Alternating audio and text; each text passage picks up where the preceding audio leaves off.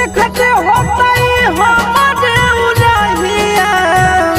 बैठी के पिपरा के